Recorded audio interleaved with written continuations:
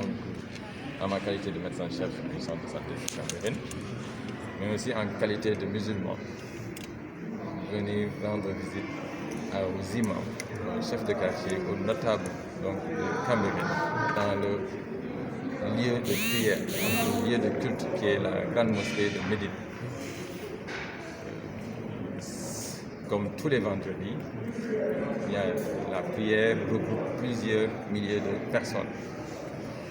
À ce titre, et avec la pandémie actuelle, donc il a été jugé utile et nécessaire de venir communiquer autour de la pandémie, notamment la sensibilisation sur la COVID-19. Pourquoi?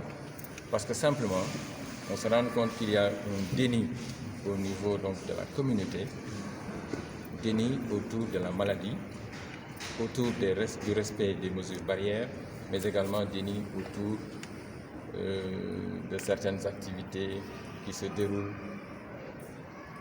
régulièrement au niveau de notre communauté, notamment Cambérène, en termes de rassemblement, etc. Donc déni de la maladie encore.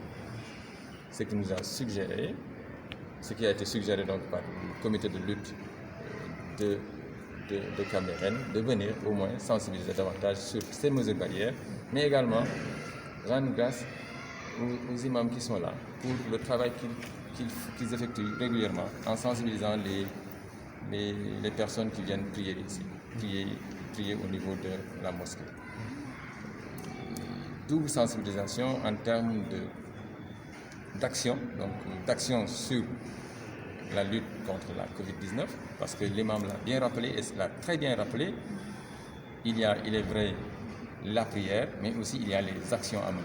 Et les actions ont été édictées par à la fois les autorités sanitaires, mais aussi les autorités politiques, pour que au moins ces mesures-là puissent être prises par l'ensemble de la communauté en termes d'action. Et c'est ce qu'a bien voulu rappeler l'imam, et j'ai été très sensible et très vraiment satisfait du discours de l'imam après le mien, en exhortant les personnes venues prier ici aux actions sur les mesures barrières. Dans votre communication, vous êtes revenu un peu sur la situation de la pandémie dans les 15 quartiers de la commune et sur la nécessité pour tout un chacun de limiter certains déplacements. Absolument. Donc là également, Cambérène regroupe 15 quartiers. On s'est rendu compte qu'avec la situation épidémiologique, donc il y a une progression des cas au niveau de chaque quartier. Régulièrement, nous, déjà au niveau du centre de santé, on est entre 10 ou plus de 10 tests que nous effectuons au sein du centre. Mais également, nous constatons une recrudescence de la survenue de la maladie, mais surtout chez les personnes âgées. Donc, ce qui fait que nous sommes dans l'obligation également de sensibiliser davantage les personnes pour que ces mesures barrières que nous édictons, que ces mesures-là, autour des regroupements, autour des rassemblements, baptême, funéraire, mariage, etc., soient limités ou bien arrêtés.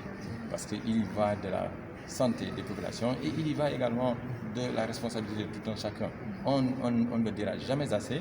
Il faudrait que chacun d'entre nous se rende compte qu'il est responsable.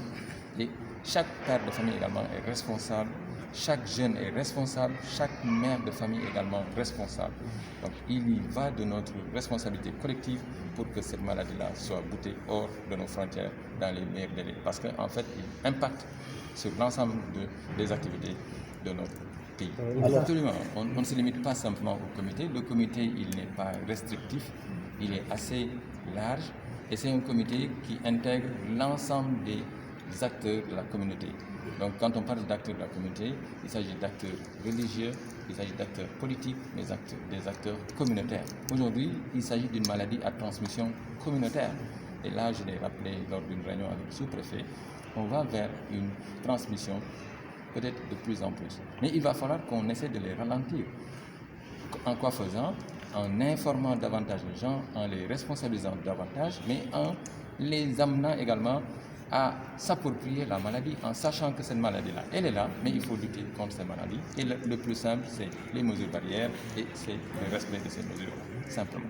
Je pense qu'absolument, il est prévu de faire la sensibilisation au niveau de tous les lieux de culte, donc de la communauté, mais également des communautés qui sont dans notre district et même autour de Dakar et du Sénégal. Je pense que autant moi-même qui suis le médecin-chef du domaine, les autres médecins, autant les autres guides religieux et autres ont communiqué largement sur cette question-là. Mais docteur, on va avoir une idée un peu... Bon, au moins, on essaie de le continuer. Donc, on est à moins de 40 cas au niveau de Cambérène. Mais la palme, c'est Cambérène 1. Combien de décès? Le nombre de décès, on les a pas très bien estimés, mais quand même, il y a un nombre assez important de décès par rapport à ces cas-là. Donc, il va sans dire que le nombre de décès qu'on retrouve quotidiennement, lié surtout à l'âge avancé, lié aussi aux pathologies dites comorbidité à la maladie. Donc, ces décès-là sont assez permanents et assez importants. Il est vrai qu'on n'arrive pas à faire le test de l'ensemble des personnes qui sont décédées, mais il est vrai que la plupart également ont un lien avec la COVID-19.